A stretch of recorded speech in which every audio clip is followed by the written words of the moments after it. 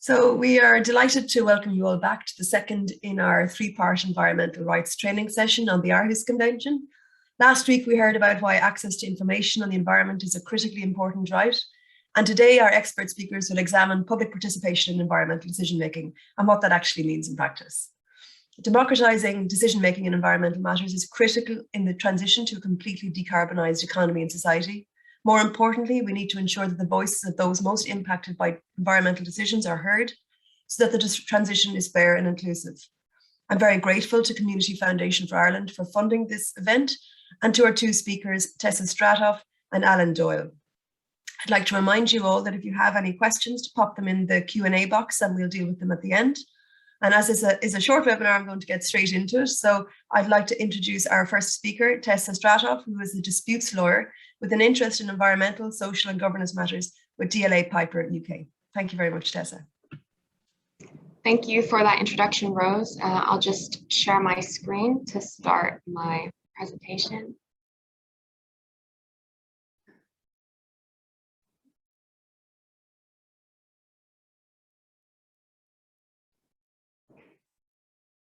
Right. So thank you again, Rose, for that introduction. And for those of you who were not there last week, I'm going to start the presentation with a very, very brief recap of what was discussed in last week's presentation, which was a brief introduction to the Aarhus Convention and the first pillar, which is related to access to information. So the Aarhus Convention was developed by the United Nations Economic Commission for Europe. It was adopted in 1995 and ratified by the UK and the EU in February 2005. There are currently 47 signatories to the convention, and it's intended to empower citizens and society in environmental decision-making. Now, what the Aarhus Convention is known for is its so-called three pillars. And the first is access to environmental information to ensure that the public has the necessary information about environmental matters. The second pillar relates to the public participation in environmental decision-making. And the third pillar relates to access to environmental justice. And then for those of you who were there last week, this might be a repeat, but for those of you who weren't there, very briefly, last week's presentation on access to information discussed what type of information might be requested, what is environmental information, and it can be as broad as relating to issues such as noise pollution, emissions, environmental legislation, and more.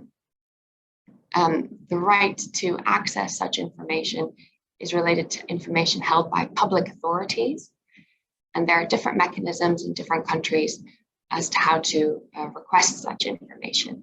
And there may be a slight associated cost with that as well. As to whether the public can receive particular information, there is usually a balancing act in place to weigh the public's interest in receiving the information against other interests, which in some cases might outweigh the public interest, such as commercial confidentiality and personal information, for example. So with that very brief recap, I'm going to move to the subject of today's presentation, which is about public participation. Now, those of you who were here last week, we had a bit of public participation requested from you all, and we're going to continue that vein this morning. So we're going to start with a brief poll asking, have you ever participated in a public decision-making process? So I'm just going to give you all a moment to think about it. So we've got about half of you have voted. Just give it another few seconds.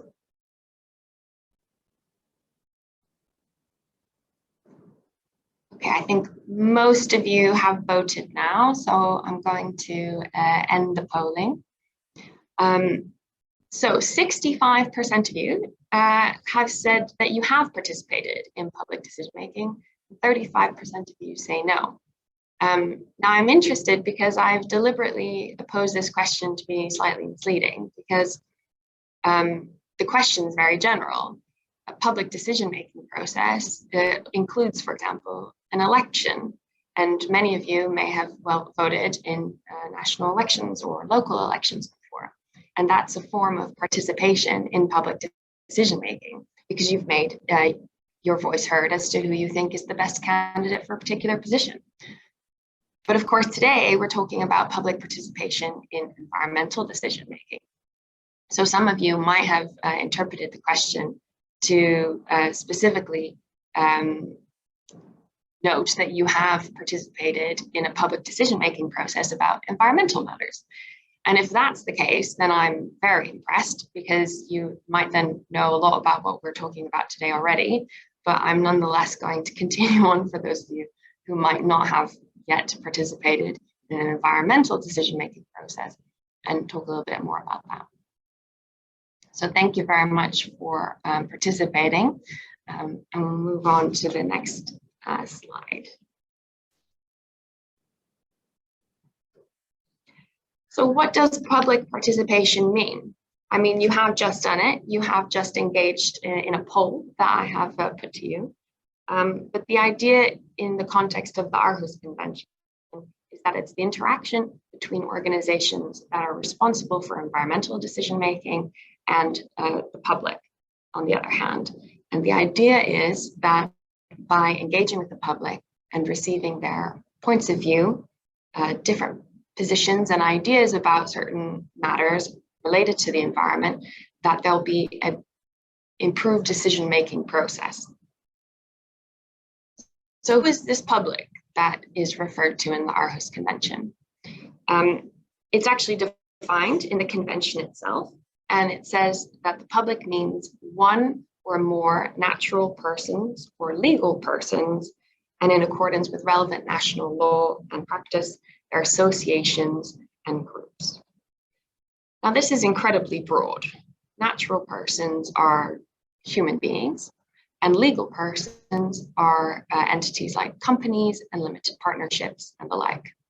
But it also includes all the associations and organizations that they may be involved in. So it sounds like it could be absolutely everyone.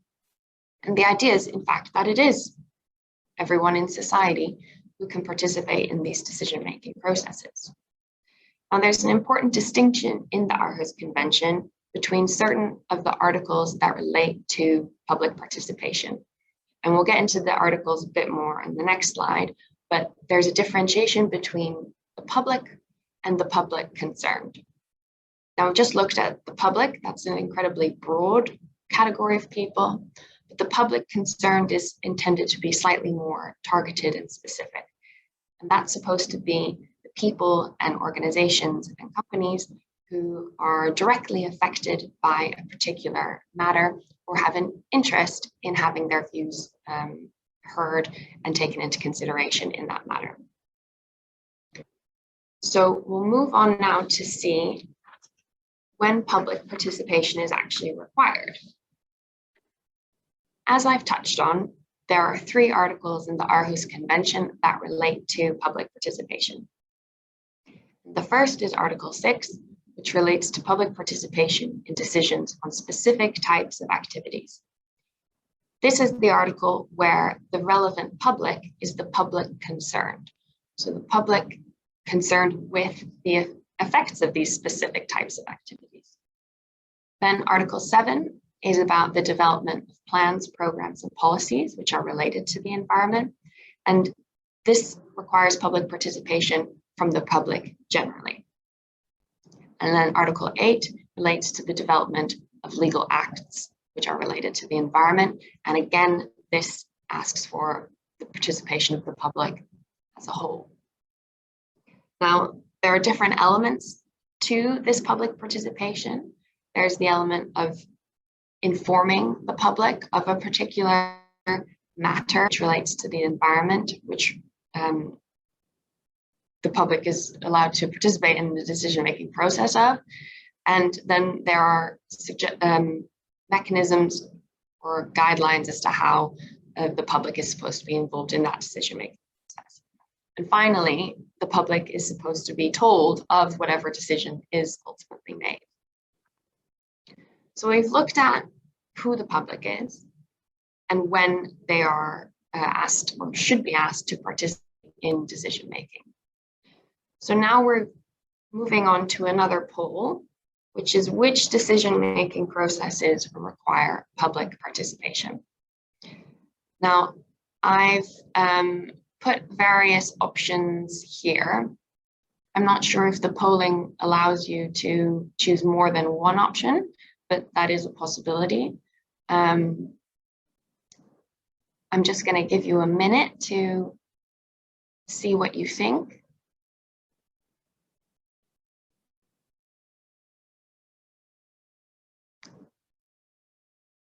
Okay, we've got about a quarter of you have voted now.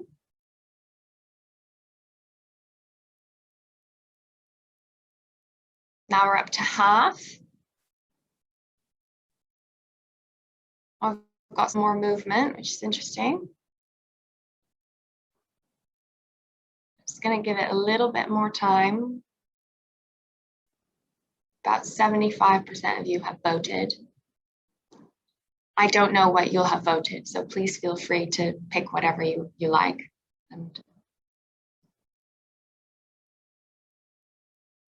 All right, I think we've stagnated, so I'm going to end the polling. So most of you have picked building developments, construction of wind farms, and building of motorways as activities that require public participation. And that is correct. Those are the types of activities that public authorities would be required to engage the public in the decision-making process. Not so many of you, but still more than half have also chosen for laws regulating industry, expanding trade ports, and intensive farming policies. Again, this is slightly a trick question, but actually all of these types of activities would require some form of public engagement. There is a difference between some of them being specific activities, which would fall under Article 6, as we've seen, and which would require the public concerned, so directly affected or interested in the decision-making process, to be consulted. And this is particularly for, say, building developments, wind farm construction, motorway building, and the expansion of trade ports. But some of these other ones, for example, an intensive farming policy, that would fall under Article 7, for example, the development of plans, programs, and policies. And additionally, laws regarding industry would fall under Article 8, which relates to the development of legal acts. So with those last two examples, that would ask for the participation of the public as a whole, and not just the participation of the public concerned. So thank you all for voting and thinking about this. I thought it might be helpful to have a bit of a think about what kind of decision-making processes we're actually talking about. So that's the what. Now we're going to move on to how. How does the public participate? And there's no specific requirement in the Aarhus Convention as to how this is supposed to happen, how governments and public bodies are supposed to engage the public in participating in the decision-making process. So on the slide right now, I've put a few different options. One of them is a referenda. Now, I think this is more common in certain types of countries than others. When preparing for this presentation, I read about a referendum in Russia about whether they should agree to receive nuclear waste products from other countries to be buried on Russian territory. And this was a decision that the Russian government felt that they should have the public participate in, and there was actually a referendum on it. I think it's slightly less common in other countries, but it is a mechanism to find out what the public think of a particular policy or course of action. Some other options are public hearings, where you might have a presentation from the public body or authority about a particular decision, and the public can receive information and then provide their views on whatever is under discussion. You also have the option of having working or target groups, and this is usually intended to focus on more specific people who might be interested and involved, so might be more a public concerned to participate in this kind of process. You also have public consultations, and we'll look at a few examples after this on that. And then more generally, like we've just done, you might have polls or surveys done by public bodies to canvass the ideas of the public more generally. And of course, these are different levels of engagement. Some require a lot more work, for example, than others. And also some of these processes will give the public body more engagement from the public than others. But there's no hard and fast rule about what kind of mechanism should be used. These are just options. So in preparing for this presentation, I thought it might be helpful to you to look at a few examples of how the public might participate in Ireland. So what I did is I went to the websites of where I thought I might find something, and this included Dublin City Council. It included the Irish Environmental Protection Agency, and it included the Irish government website. And I found on each of their websites certain kinds of public consultations where the participation of the public was requested in relation to certain decision-making processes. So I've taken some snapshots from the websites and put them on this slide. And I just want to briefly set out what I saw, so you know as well what you might look for if you're interested in being involved in public in decision-making processes. So for example, on the Dublin City Council website, there's a plan to develop certain former depot lands to build public housing, primary care services, and some civic spaces. And the website gave certain information about their plans for this development, including environmental impact assessments, for example. And they then asked for people to comment on the draft proposals and the assessments within a particular window of time. So this is an example of seeking public participation in building developments.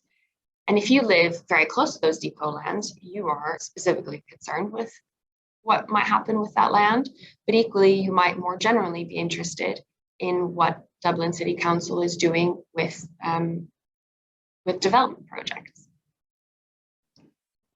Then we turn to the example from the Environmental Protection Agency. They are running a consultation on a circular economy program.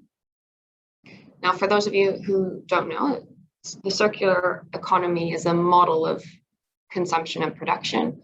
And the idea is that we try to minimize the amount of materials that go into the production and consumption cycle, and also what then goes out of it, so that products or materials are reused, recycled, repurposed. And Ireland is considering its program on how to improve that in the country.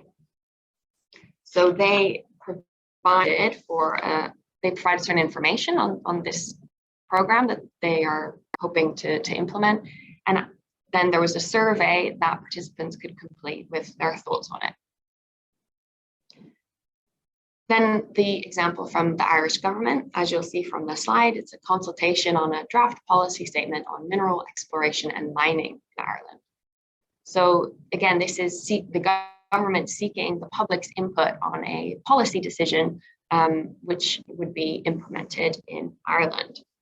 And the website also provided the draft itself, environmental assessment documents, impact statements. Also noted, what I thought was interesting, that there would be information sessions held where the public could attend to receive more information about this policy. And then they requested that submissions be provided by email. So while these are public consultations, we see that there's the provision of information about the project, which is required to ensure that the public can actually actively participate, because how can you provide input on something if you know nothing about it, for example? And then there are different ways, either by surveys or by written submissions, that the public can make their views known.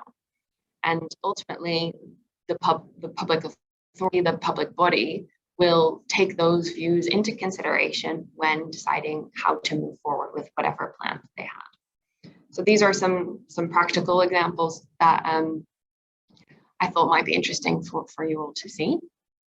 Now, the next slide is a more legal background information that I don't expect will be equally interesting for all of you, but how the Aarhus Convention pillar of public participation is implemented specifically in Ireland. And it's actually via EU legislation to EU directives and certain other EU agreements that are then implemented into Irish law. But in practice, what we see with public participation is that it's generally related to planning and development and environmental licensing, and the Irish laws and regulations relating to those issues will require public participation in order for those programs and developments to actually receive permission to proceed. So that was just a very brief comment on that. Now, I'm going to turn briefly to some actual cases that relate to public participation. The two cases that I'm going to discuss are not Irish, but they're English. I hope that they have been either widely publicized enough that you might have heard of them before, or at least that they relate to something that you can imagine being applicable in Ireland as well. So the first relates to the HS2 project. This is the high-speed rail development in the UK, in England specifically. And a bit of background is that there's a plan to improve railway connections in England. The plan includes 2 phases of building high-speed railways. One is from London to Birmingham, which is slightly more north in England, and then from Birmingham, one to go to Manchester, one branch, and the other branch to go to Leeds and York. Now, I'm not from England myself, and I will admit to having to look at the map to know exactly what this is going to look like, but it's pretty much a Y-shaped railway connection going through England. And the idea is proponents of the plan say that it will improve connectivity within the country. It's the environmentally best and safest option, and it will improve the economy and reduce the economic north-south divide that is prevalent in England. Now, opponents to the project note particularly its incredible cost. It was first budgeted at £30 billion, and as of 2019, that was revised to £106 billion, which I've looked up is about 123 billion euros. So we're talking about a lot of money. And additionally to the cost, they say that certain environmental impacts haven't been sufficiently considered. And they also say that there would have been better ways to fix the problems that HS2 is seeking to fix than to spend this much money on a few high-speed rail lines. So that's a general background to the project. Now, as we've seen before, this is a major infrastructure project, so it's one that's going to require the public's engagement in consultation and they think of it. And this resulted in judicial review proceedings against the Secretary of State for Transport. And while there were various points that were the subject of that judicial review, one of them related to the fact that the parties who brought those proceedings didn't consider that particular paper, which was published by the Secretary of Transport and which set out the strategy for the construction of the railway, gave sufficient regard to the need for public participation. Now, this went all the way to the English Supreme Court and was ultimately dismissed, which meant that HS2 could proceed. But the parties bringing these proceedings, which was an NGO, a local authority in England, and a company involved in improving connectivity to Heathrow, they actually brought a complaint to the Aarhus Convention Compliance Committee. Now, this is a body that was established by the Aarhus Convention, and the idea is that complaints can be brought and are reviewed by an independent panel, and for potential breaches of the principles of the Aarhus Convention, and the committee then gives an assessment of whether or not that is the case. Now, any decisions that they make are non-binding, but nonetheless, I don't think also for publicity reasons, countries would really want to have a complaint relating to a project in their country being considered a breach of the Aarhus Convention and therefore the country's obligations under an international convention.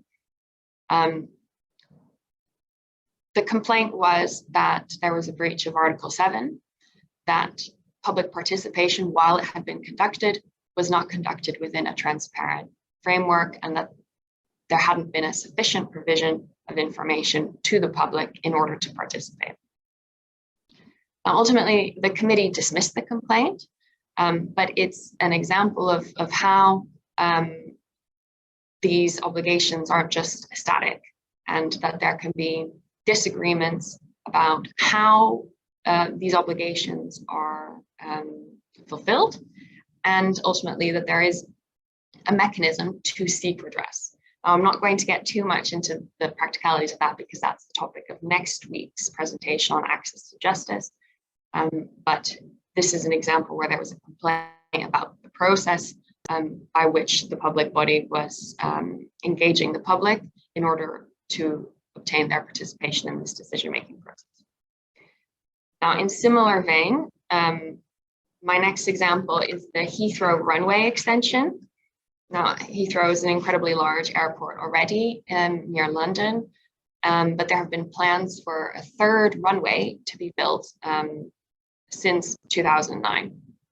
And the different British governments have been in favor and not in favor of this development. There's been various rounds of public consultation, not only by the government itself, but also the English Civil Aviation Authority. And again, people who are supporters of the proposal say that it will improve transport connections with other countries. It will benefit the economy, will increase jobs, all of that. But people who are against it say that it will increase airplane travel and therefore increase emissions. There will be increased noise and air pollution to people who live in the area. And they also say that there's been an incomplete assessment on the impact of the third runway on the economy. So similarly to the HS2 project, there were proceedings against the Secretary of State, specifically for a failure to take into account UK's climate change commitments under the Paris Agreement. This case didn't specifically mention the obligations under the Aarhus Convention, but one of the points brought was the fact that there wasn't enough regard to the results of public consultation on the matter. Now this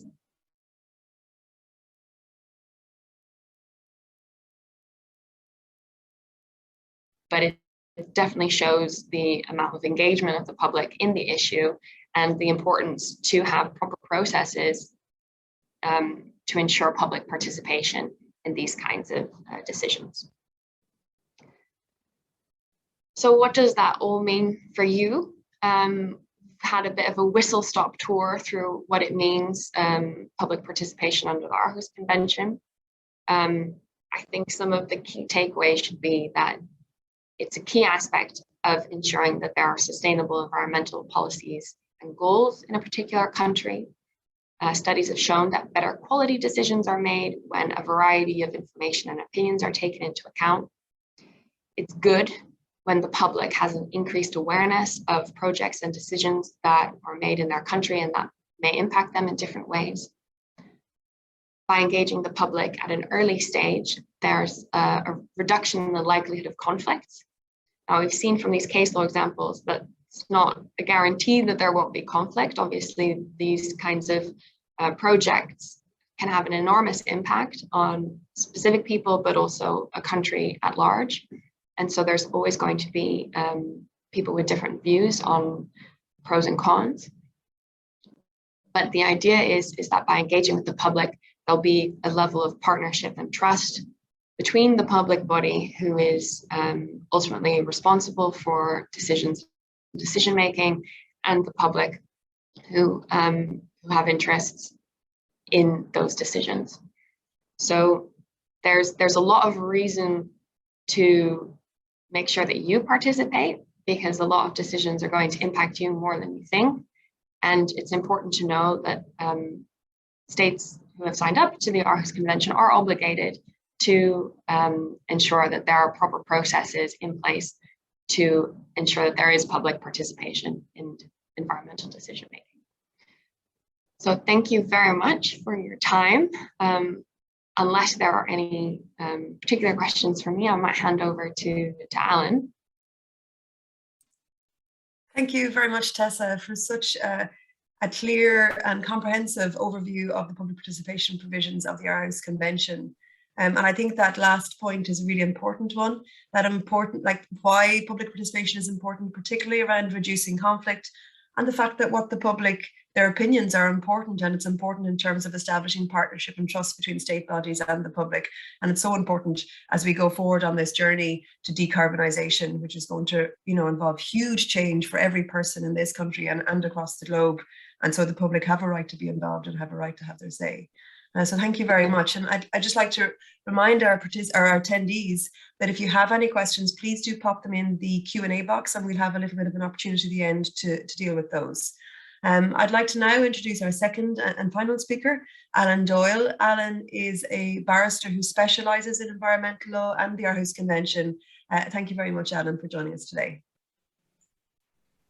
Good morning. So where does the right of public participation come from? Did it spring full-formed into public consciousness with the Aarhus Convention, or does it go back further? There's been a right to participate in planning decisions in Ireland since the first Planning Act was adopted in 1963. And in fact, you can trace the concept of public participation back much further into antiquity in the common law prior to independence, in forms of principles of natural justice. Now I'm going to pause for a minute while I put up my slides and then carry on.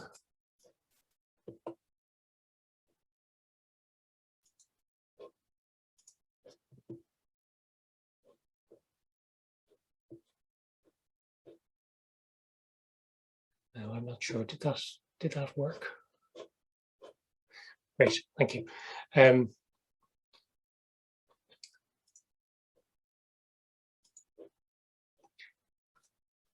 So, public participation in environmental decision making goes back at least to 1963, but it has its origins much deeper in the common law in what are known as rules of natural justice. And the rules of natural justice are based on two principles. Only one of them is important to us today. It's called audi alteram partem, which means listen to the other side. In any story, there are always two sides, and the legal concept is that if a decision is going to be taken that is going to affect your rights, you have the right to be heard in relation to them, in relation to that decision. So the concept of natural justice includes the concept of the right of public participation. Now, where does this concept of justice come from? That's something that the courts in Ireland have, I suppose, struggled to explain.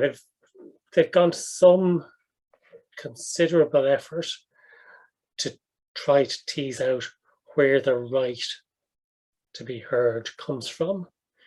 And we go back to natural justice, which is part of the right to justice as a whole. And that, in a series of cases in the 1960s, was translated from an idea of natural justice to an idea of constitutional justice. Because under Article 34 of the Constitution, justice shall be administered in courts established by law. And the courts have taken that obligation and said, right, well, our job is to administer justice, and that means that the law which we are applying must be just. And if it is to be just, where does that obligation come from? And one of the big cases establishing this or discussing this was one in 2011 called Delway against the National Assets Management Agency,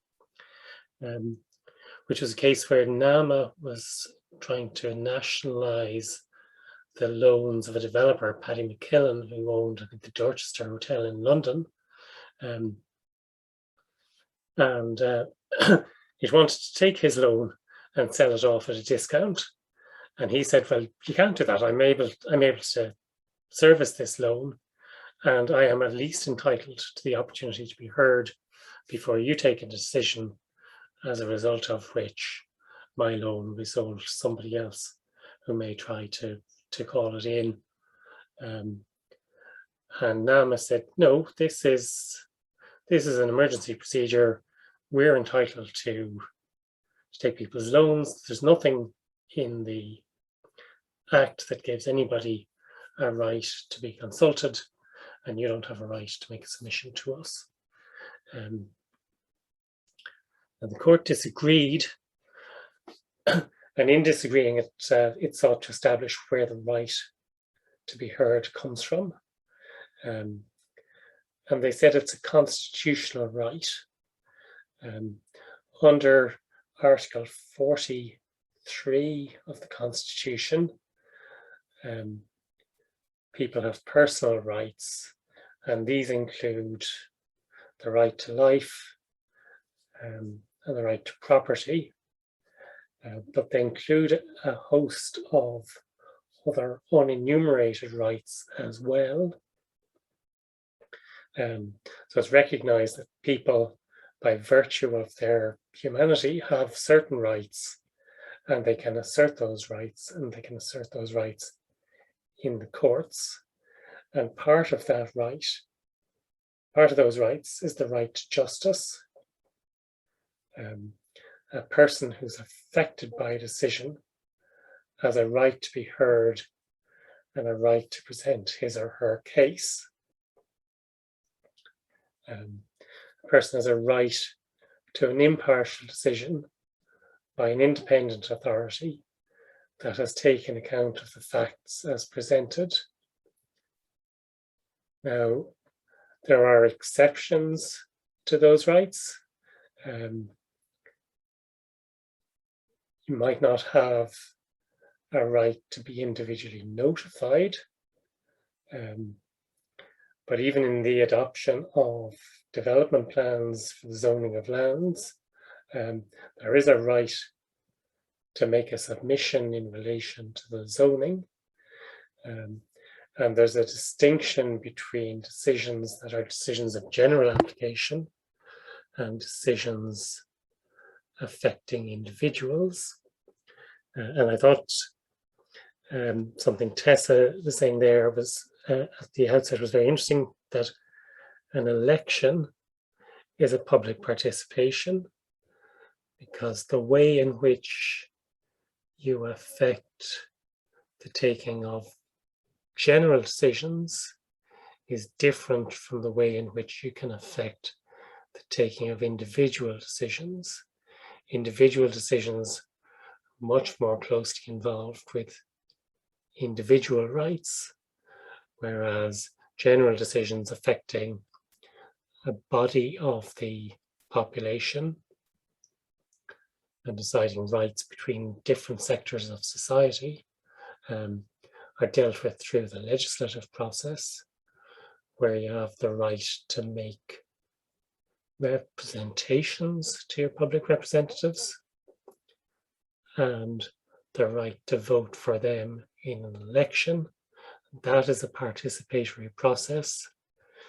And in general, in the law, what we're concerned with is individual decisions and the review of decisions affecting individuals. So Delway establishes these are personal rights. It's part of the right to justice.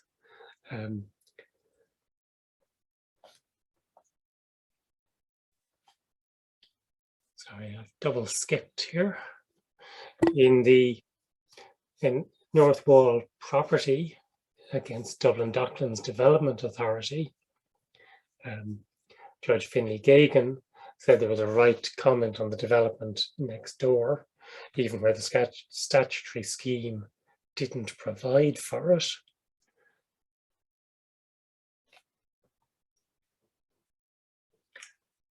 And she said that the decision-making procedure must be discharged in accordance with the rules of natural justice. Natural justice requires fair procedures, and people whose property rights are affected must have the right to be heard. That case was cited by Judge Clark, who subsequently became the Chief Justice and has recently retired from that position. And that was a case about a ministerial direction to reverse a zoning decision out at Cherrywood in South County Dublin. And the minister had power to direct the planning authority to reverse a zoning decision, and Tristor, which had an interest in land in the area, sought the right to make a submission in relation to that. The court held that it was entitled to make an individual submission. It said there's a general obligation to ensure that parties are given an opportunity to be heard in relation to planning matters. That obligation does not necessarily extend to giving direct notice to all individuals affected. But in a case where one individual is particularly affected,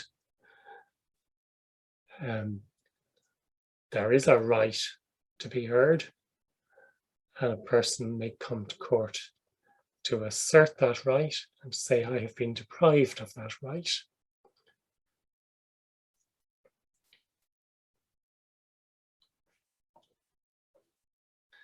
So who has an interest in the environment and a right to make submissions in relation to environmental matters, rather than a right to make submissions based on property interests?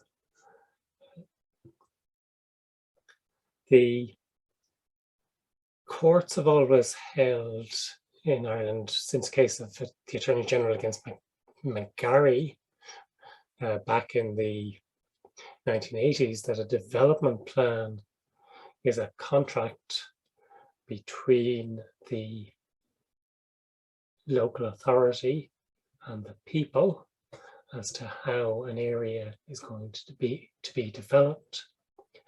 And that concept of an environmental contract gives individuals an interest, and recognizes that individuals have an interest in the overall development of their area and the development of their environment.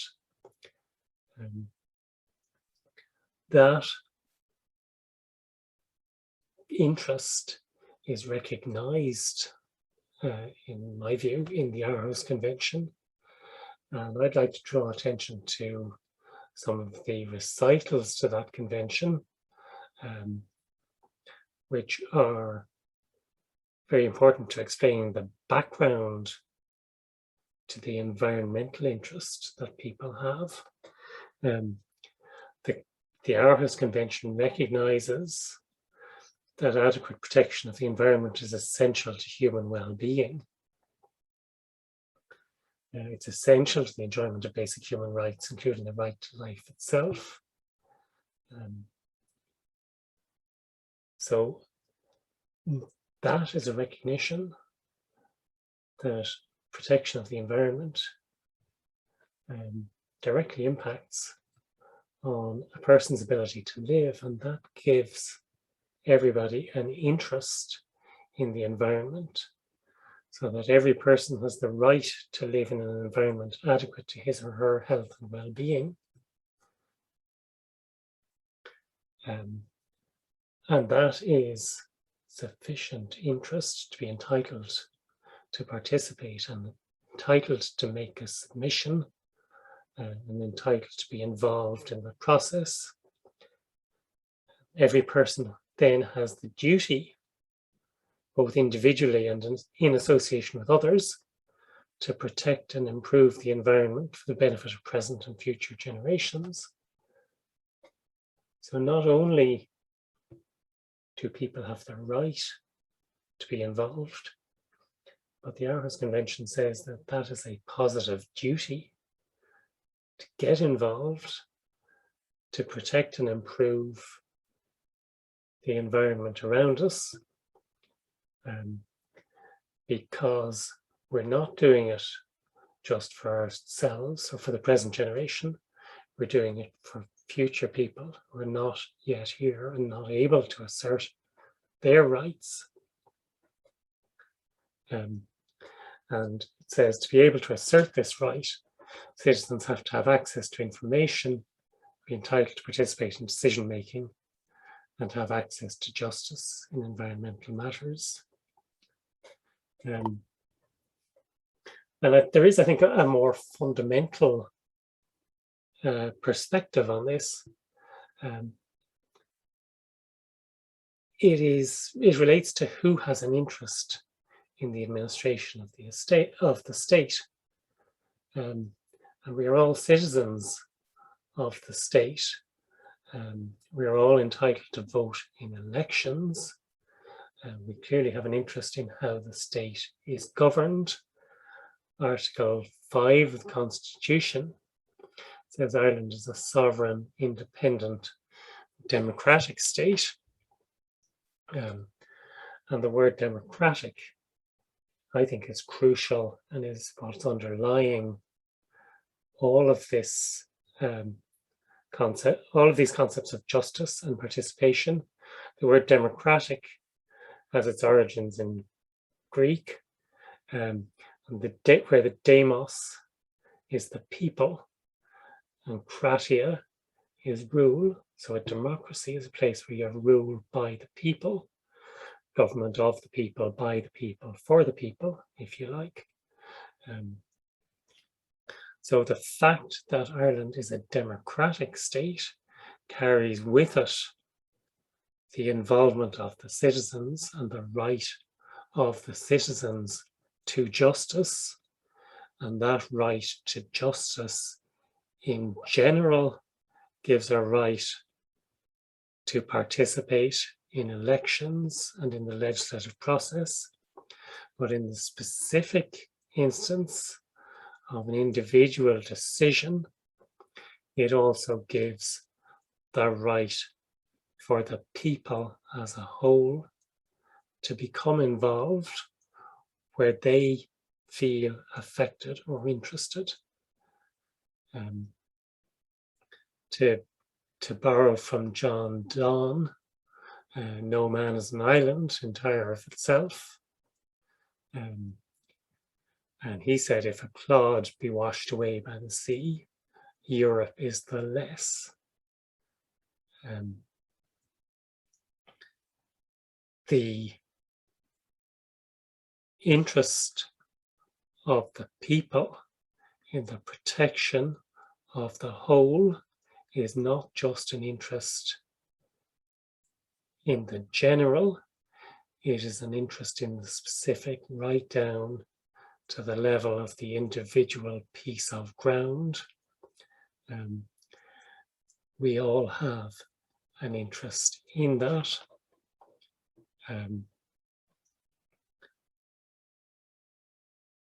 And that is where the Aarhus Convention is relevant in Irish litigation relating to the right to become involved in environmental matters, the right to make a submission, the right to be heard,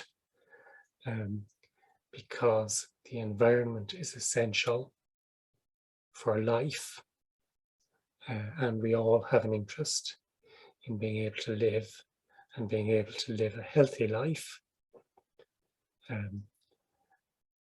And we have a duty to future generations to protect the environment. So in participating in environmental decision-making processes, we are exercising that right. We're protecting the environment for ourselves, for others, and for the future. And if, as seems quite likely, the government attempts to introduce legislation to limit or restrict those rights, we should be relying on the fundamental principles of natural justice, constitutional justice, and the democratic nature of the state, leveraged by the Aarhus Convention in order to assert those rights. So I leave you to go out and ask for whom the bell tolls. Thank you. Thank you very much, Alan. And I think that was a really interesting overview of the right to have your voice heard and how it's not just rooted in the Aarhus Convention, but actually it finds its place in our constitution, the right to natural justice, but even in the very fact that Ireland is a democratic country and, you know, as you say, it's ruled by the people, and therefore the people should have their voices heard and participate in decisions that affect them. We've quite a few questions, which is great, in the Q&A box. We don't have very long to deal with them, but we'll try and get through as many as we can.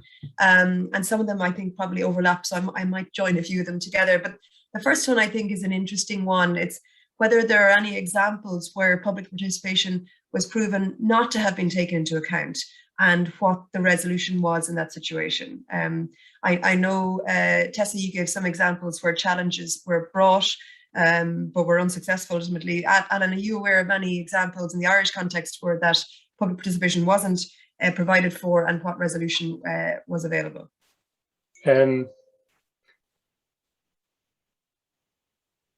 Offhand,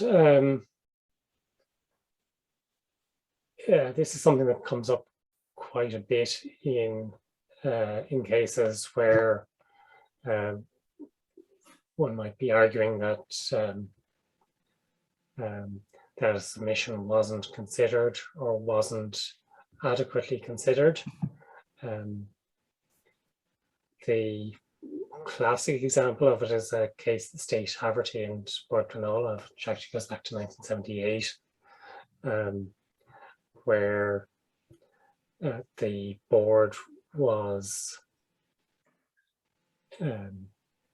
deciding planning appeal, and in the course of its consideration of the appeal, it came up with a new angle on the topic, which was about an extension to a house in Ranelagh or Rathmines, and it didn't put that issue to the developer before it took the decision, and the failure to raise the new issue was a breach of the Audi Alteram Partem principle and resulted in the decision being quashed.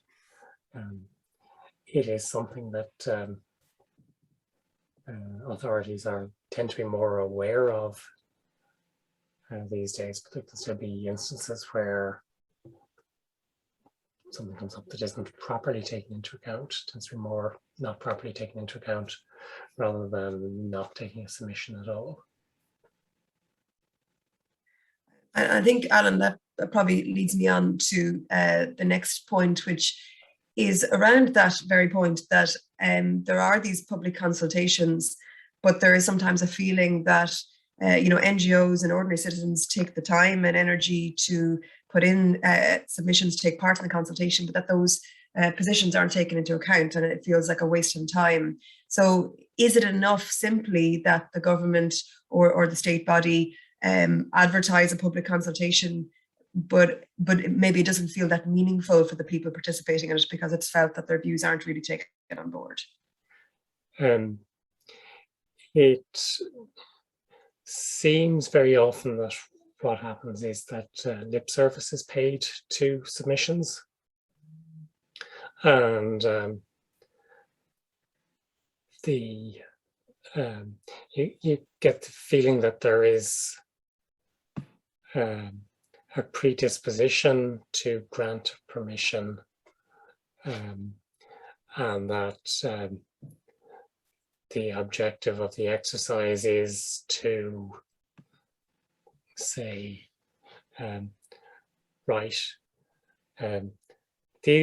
these were your submissions. We've taken account of your submissions. Now we'll reject them and we grant permission and go away. Don't bother us anymore. And that has tended to lead to a very large spike in the number of judicial review cases, particularly judicial reviews of strategic housing developments. And an awful lot of those have been succeeding recently. It's very hard when the decision maker recites the submissions and says they've taken them into account, to say you didn't take them into account, you didn't hear our submission. But it is much easier when all of those are there to say, when you didn't give adequate reasons to explain how you took this into account and how you determined it. And the court's been making considerable progress in that respect in recent years. As the case Baltz against Portanola in the Supreme Court, another one, Slieve Lucra Wind Farm against Portanola, where there were submissions raised and they weren't dealt with, or they were dealt with somewhat contemptuously with a very rapid dismissal without a real reasoning as to why those submissions weren't being accepted. And it is in the area of reasons and of interpretation of development plans that most progress is being made at the moment, rather than strictly in the public participation area. But if you don't make the submission, if you don't participate, then you don't have that opportunity afterwards to say the decision-making process is bad, the reasons are bad, you've misunderstood the plan, or you've misunderstood the guidelines, or you've misunderstood the act. You have to get involved in order to be able to make those arguments. Yeah. And I suppose the next question is one that's kind of quite close to my heart. It's to the extent, and I'll put this to the two speakers, the extent to which there's an onus on public bodies or authorities to ensure that certain members of the community, for example, marginalised groups, participate in those processes. So, you know, Tessa, you gave a few examples of different ways that public participation can come about. It can be through a referendum, or it can be through different means. And you pointed to a few examples in Ireland where there was, you know, a consultation notice on a website, for example, but perhaps some were more involved in that there was public information sessions and a bit more involved. So to what extent is there an obligation to ensure that, you know, maybe communities or groups that aren't typically engaged on environmental issues are aware of what's going on and have an opportunity to meaningfully participate? Like, is it enough that simply, you know, a notice goes up on a website that perhaps not everybody is checking? And do you have any views on that? Yeah, no, that's a very good point, and I think that's a large part of the criticism of the public participation processes that a lot of countries have, is that it's always the usual suspects who participate. It's NGOs, it's people with a very active awareness of what's going on and a real drive to be heard in these kinds of consultations. And it's the people who don't have, it goes back to access to information, they don't have enough information about what's going on, and then they don't participate because they either don't know they don't know that they can, they don't know what's happening, but also they might not think that their voices are going to be heard. And I think it's an ongoing process, and I think it's something that many countries are going to have to really improve upon, is to make sure that different parts of society, different parts of the public are engaged and informed. And again, it depends a little bit on the project. I mean, I know where I live is that we get notices through the post box if there's a planning, something's going to be developed near us. So if we are interested in learning more about that and participating in the decision-making process, then we can do that. But that's probably not the case everywhere. And again, a lot of people might feel a bit apathetic because they don't think that anyone's going to listen to them anyway. So there's a lack of trust there, which we touched upon at the end of my presentation, that needs to be rebuilt. It needs to be improved. And I see that there's some criticisms as well. It's all nice to have these principles and rules that states are supposed to comply with, but what's actually happening in practice? And all I can say is people need to continually talk about it more, make sure different people are involved, and then speak up, because that's the only way that positive change is going to come about. Thanks, Tessa. And there's quite a bit of chat going on in the chat box about the Aarhus Convention and perhaps the necessity for a constitutional right to a healthy environment. And if there is a certain protection for the right to a healthy environment in the Aarhus Convention, why would a country such as Ireland or elsewhere need a constitutional right to a healthy environment? So slightly straying off point, but within the Aarhus Convention, and I don't know if either of the speakers have a view on that. Yeah, I did see that question. I thought it was very good. I think it has to do with primacy of law, really. I mean, of course, countries are obliged to adhere to the international laws and conventions that they sign up to, particularly because they do sign up to them. But a constitutional right that goes to absolutely the fundamental principles that a country wants to function with and on, and the goals it strives towards. So I think in adding something like that to the Constitution emphasizes the importance of it and the fundamental aspect of it to that country. Yeah, I think that's right. Aarhus doesn't give a substantive right to a good environment. It gives a procedural right based on a person's interest in the environment, which it recognizes, but it doesn't actually confer that right as something that can be relied on directly. And I think it is an appropriate extension of the right to life of the citizen. That is a right to health and a right to a healthy environment, and I think it can be built out as a human right in that way. And I think the environment is more than a human right, because it's taking it as a human right is a very anthropocentric approach, and we are only a part of the environment. We're not the reason it's there. Thank you very much, Alan, and thank you, Tessa. I think we'll have to leave it there for now, because I can see people dropping off. They probably have other things to go to, and it was supposed to finish at 10:30. And the reason we've gone over is because there's such active engagement on the Q&A and the chat box. So thank you to everybody attending for that engagement. And just on that, we do have our third and final webinar next week on access to justice, which will bring in a lot of these issues around access to the courts, like we've been discussing. So please do tune in for that. We have Sophie Bluff from DLA and also Andrew Jackson speaking next week. But before I finish up, I'd like to very sincerely thank Alan Doyle and Tessa Straathof for their presentations today and for their time and being with us here today, and also to Community Foundation for Ireland for funding this event. And thank you to you all for attending. I hope it was useful, and I hope to virtually see you all next week. Thank you very much and have a good day. Thank you.